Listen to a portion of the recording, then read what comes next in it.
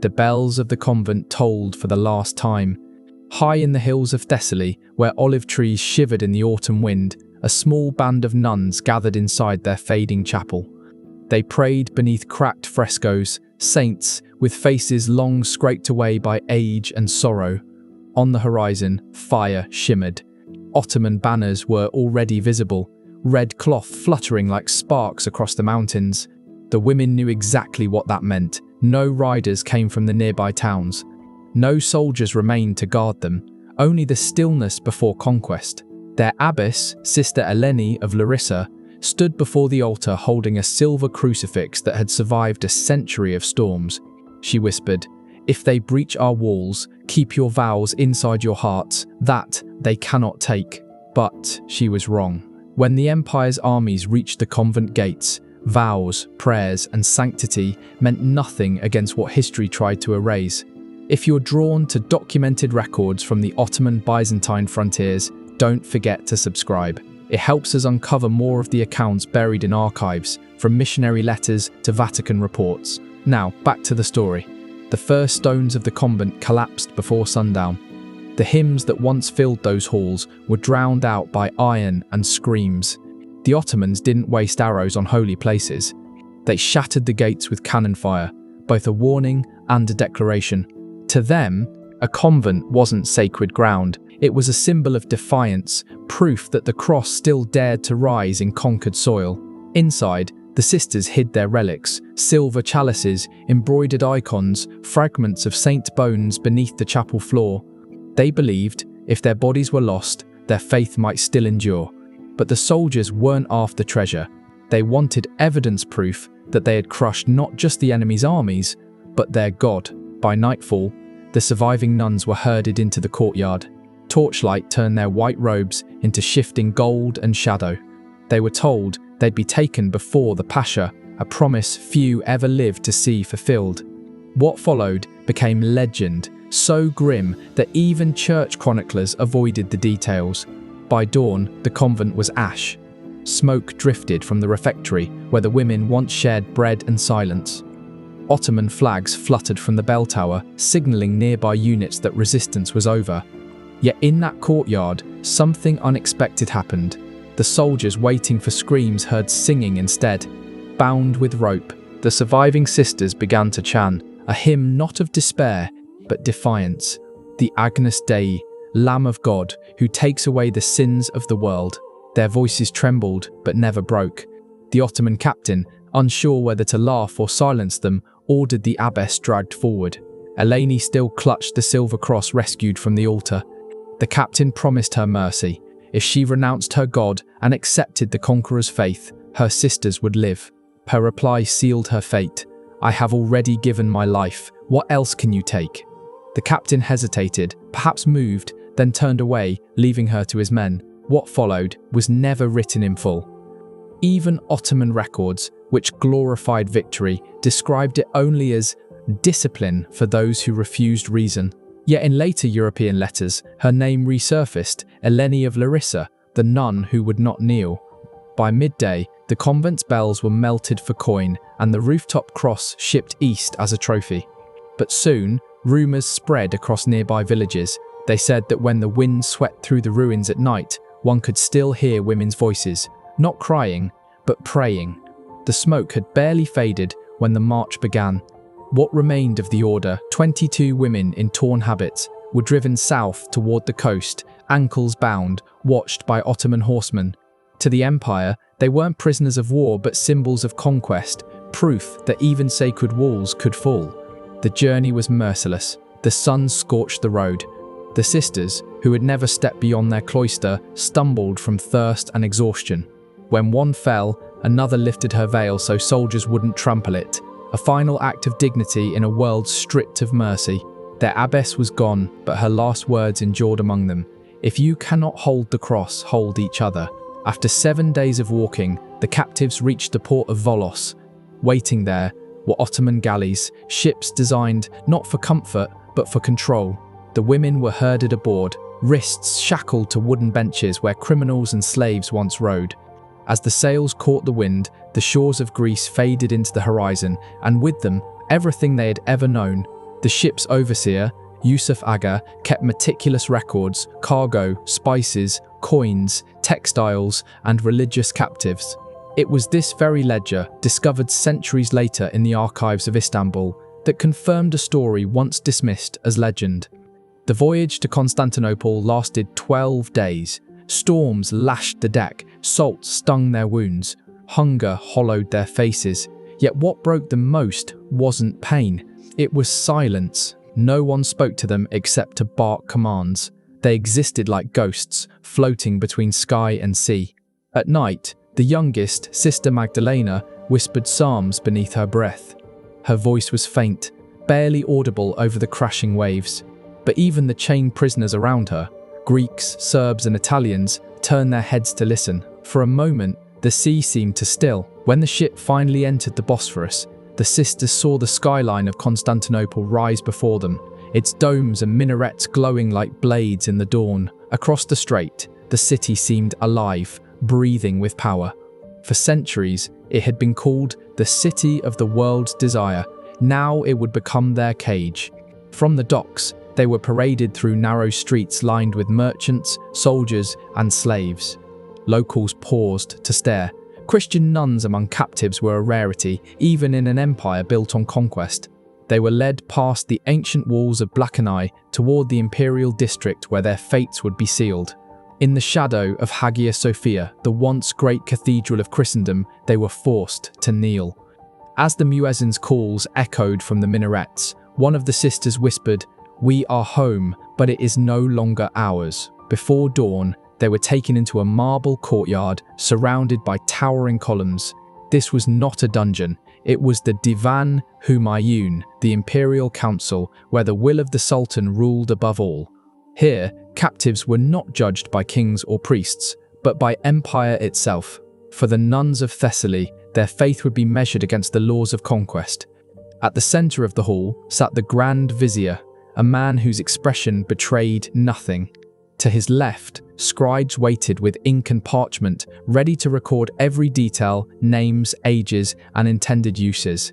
Every word would be entered into registers that still survive centuries later, stained by wax and time. The sisters stood in torn habits, eyes lowered. Through translators, they were told the Sultan had granted mercy on one condition. Those who accepted conversion would be given new names, food, and life within the palace. Those who refused would face the discipline of faith, a phrase that could mean imprisonment or disappearance. None spoke. Sister Magdalena trembled. She had seen what happened to other captives brought before the vizier. Greeks, Armenians, Slavs, all swallowed by the empire's silence. Before the guards could drag her forward, one of the elders, Sister Damaris, stepped out of line. She addressed the vizier not as a captive, but as someone who had lived long enough to watch empires rise and decay. "My lord," she said, "you may rename us, but you cannot rewrite the prayers we carry." The interpreter hesitated, unsure whether to translate such words. When he did, the vizier's face remained unreadable. Then he replied coldly, "Prayers fade when the tongue forgets how to speak them." With a motion of his hand, the sisters were dismissed, not to execution, but to the lower chambers of Topkapi Palace, where unclassified captives were kept. Some would call it mercy, others would later call it something far worse. Some were given a different kind of prison, one disguised as service. Beneath the palace gardens lay a labyrinth of stone halls, sealed from the sun. Each chamber had a thin slit for light, barely enough to tell night from day. The nuns were strict of their habits, clothed in rough garments, and told they would now serve, cleaning floors, sewing garments, feeding fires for the upper chambers. It was meant to break them, to turn holiness into servitude. But the Ottomans underestimated them. These were women who had already lived under vows of silence and denial. Hunger, cold, and solitude were nothing new. For them, suffering was not punishment, it was devotion made real. Even in this subterranean prison, their discipline became armor. At night, they prayed in secret. One carved a cross into the clay wall with her fingernail. Another traced verses into the dust beneath her straw bed. They began counting days by the rhythm of the muezzin's call, not out of conversion, but as a defiant clock for faith that refused to die. Soon, whispers spread among the servants. There were stories of the Silent Sisters, foreign women buried beneath the palace who never spoke, never begged. Some called them cursed, others called them saints. Their silence echoed through the tunnels louder than prayer. Days bled into months. Their hands blistered from labor, washing linens, polishing brass, tending fires that gave heat to others, but none to them. Their names were forbidden. Each woman was given a number, a mark of ownership.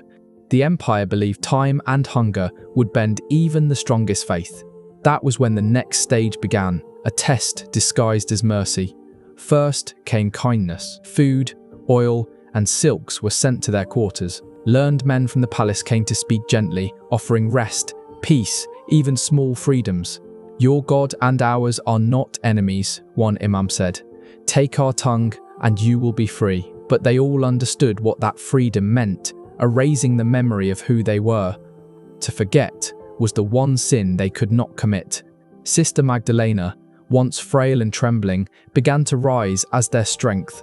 She whispered fragments of scripture remembered from their convent, verses half forgotten, reshaped into prayers that kept them alive. Even incomplete, the word endured. When persuasion failed, the masks came off. The torches were doused, food cut in half, no more kind visits, only silence and darkness. One by one, they were taken to a narrow room where scribes waited. Each was told to repeat a single phrase of submission. Those who did were allowed to live within the palace walls. Those who refused disappeared. It wasn't one grand act of cruelty, but a slow, methodical breaking of the soul. Faith wasn't torn away by force. It was chipped away by hunger, waiting, and the quiet voice asking, "Why suffer for a God who doesn't answer?" A few gave in. 2 sisters from Corfu, twins, finally whispered the words. They were dressed in silk and taken away, never to be seen again. For those who remained, each disappearance hardened their resolve. Sister Damaris, once brave before the Grand Vizier, grew thin and pale. When guards demanded her name, she smiled faintly. "Call me Silence," she said. Her defiance spread like contagion. From that moment, none of them spoke to their captors again. When questioned, they answered only with stillness, and in that stillness, they reclaimed what the empire thought it had taken: control. Official records mention them only in passing: foreign captives, unresponsive, unproductive. To the Ottomans, they were failed conversions. To history, they became something else: living proof that faith could survive where walls and chains could not. By the time spring returned to the palace gardens above, only 11 of the original 22 were still alive. The guards called them ghosts in rags.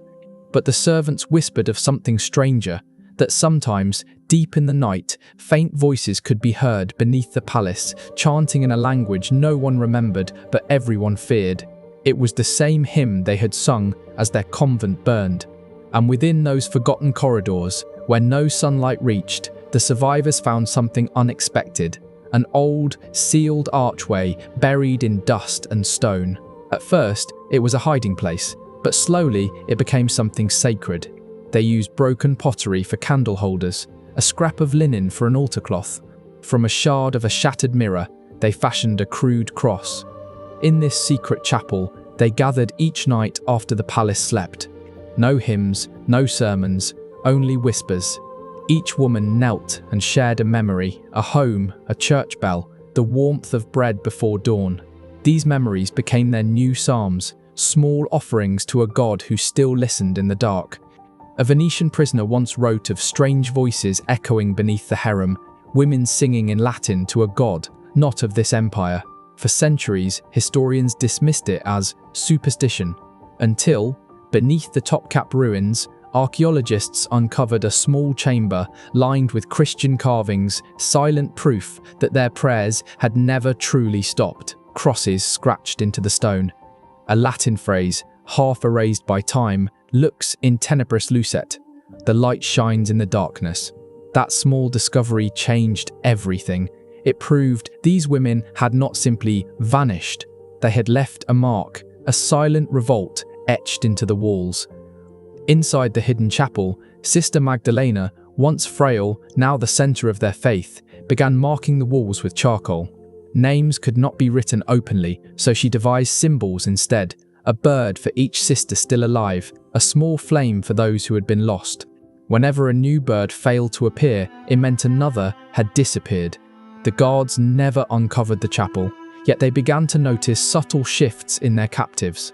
Despite the hunger, the cold, and the confinement, the women moved with a quiet, almost unnatural calm.